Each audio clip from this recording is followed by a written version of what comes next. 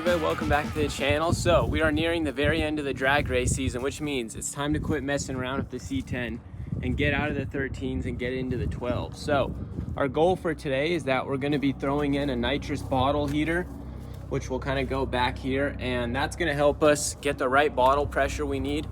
We have some shocks for the truck and a couple other things that are really going to make a big difference. So it's time to quit messing around. Last race of the year. We're gonna get it into the 12s, and then next year we'll be going for 11s and 10s. So hope you guys enjoy the video. Don't forget to like and subscribe if you do. And let's jump into the live action.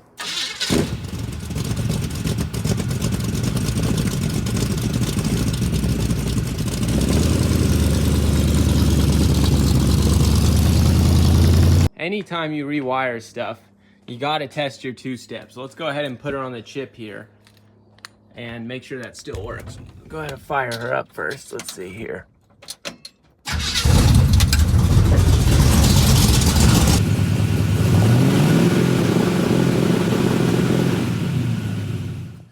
So we've been getting so close to the 12s in the truck. I mean, we've run like 13.0.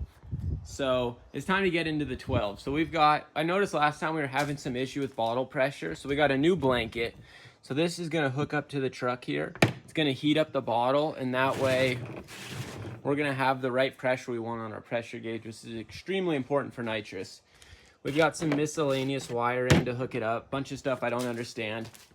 I took this out of another race car. It's just like an ignition panel, but we're gonna hook it up to be a nitrous panel, and I'll relabel it, but it's gonna be very cool. So there's gonna be a bunch of wiring I'm gonna have to figure out, which I have no idea how to do. And then eventually we're gonna have a heater for our bottle so that we're always making the perfect pressure, and we're gonna go 12. So it's all gonna be awesome. So we're gonna go ahead and get this all wired up, test it, and then I'm thinking we better hook up the two-step while we're at it if we wanna go fast. So the first thing is gonna be, we're gonna have to find a place to mount this relay, and then this pressure switch is going to screw into that plug there. And then what that does is that, since you don't want your bottle to overheat and make too much pressure, when it reaches the right pressure, this switch shuts off the bottle heater so that's just right. So we're gonna go ahead and get this all wired up, and then we'll check back in. Okay, so we've made a lot of progress here. It's starting to get dark, and I think I've had enough for one night. So we've got our relay mounted here.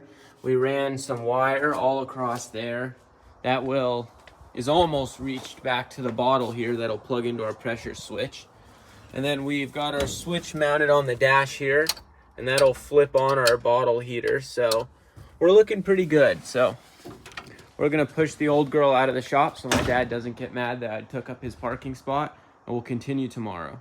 Okay, so we got all the wiring done. So obviously this wraps around your bottle like so, pretty much. And then when it comes to the truck side, you take this plugs in here, and then hopefully it plugs in. And then once that's all hooked up with the bottle, obviously, really, but you flip that switch on, that'll light up to let you know that you're going.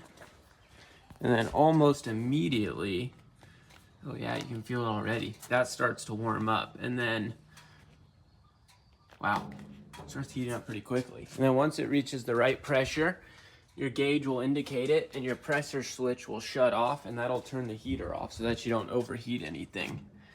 Wow, that gets hot quick. So that's gonna be a pretty trick system there to keep our bottle at the right temperature. Make sure we get the ultimate performance. I also think that our bottle is empty. It seemed to be making decent pressure, but I don't really know too much about this nitrous yet, but I think you do it by weight. And I'm pretty sure it's getting empty, so I'm gonna have to take that to be refilled before the race.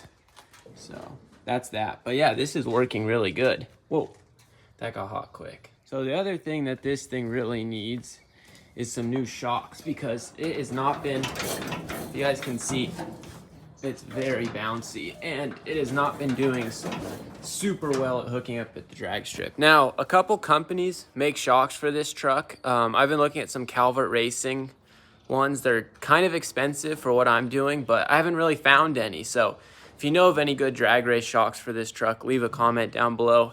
And Calvert Racing, if you're watching this, you could send me some shocks my way. So anyways, that's probably the other modification that really needs to happen before we go down to the drag strip. We can ask our sponsor here if he wants to get some shocks for it. Mr. Sponsor, do you want to get some Calvert Racing shocks for our race vehicle? Next week I'm gonna probably buy some. Next week? Okay. Right on Thursday, right after the drag race? Well, a week after Tuesday. A week after Tuesday. Hello? That doesn't sound good. So, in other news, the race car, well, the NASCAR-ish kind of, is just sitting around. We got the rear end out of it.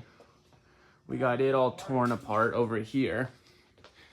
And the problem with it is that the case got ripped off here. So we're going to either weld that or get a new one or something. But yeah, that's what's happening. So right now it's just sitting around waiting to get worked on. But with the end of drag race season coming, as soon as the truck makes her last run, it'll be time to go road racing again.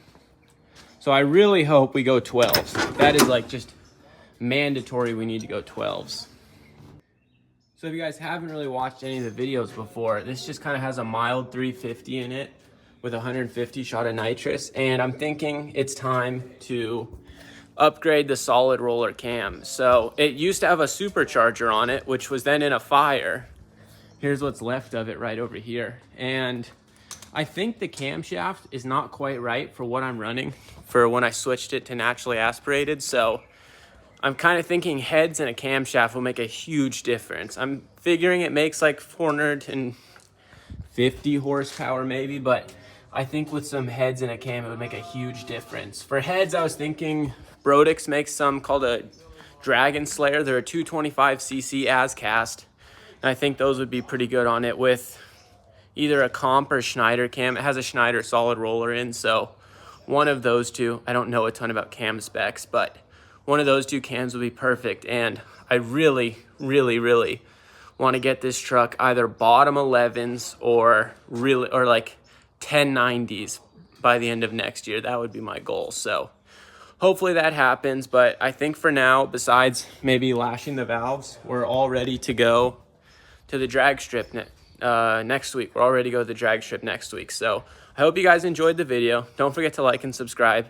And if you're new to the channel, I'm going to throw some drag racing clips up here, and you can just see some of the hits we've made in this thing in the past.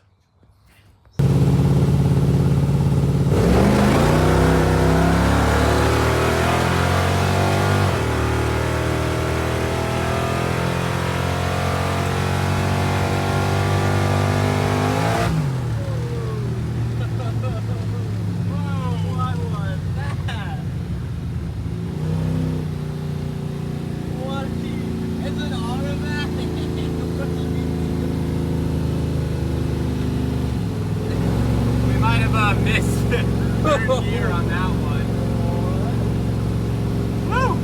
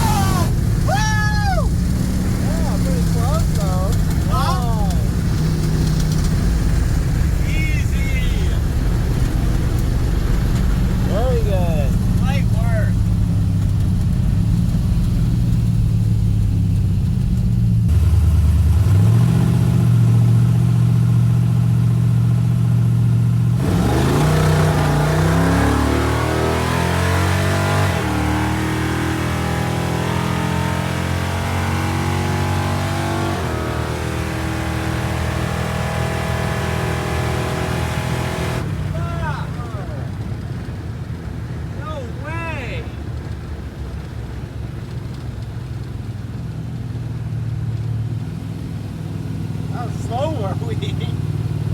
Or too fast. Damn it. Dude. Dang, I really thought I thought that was a good run.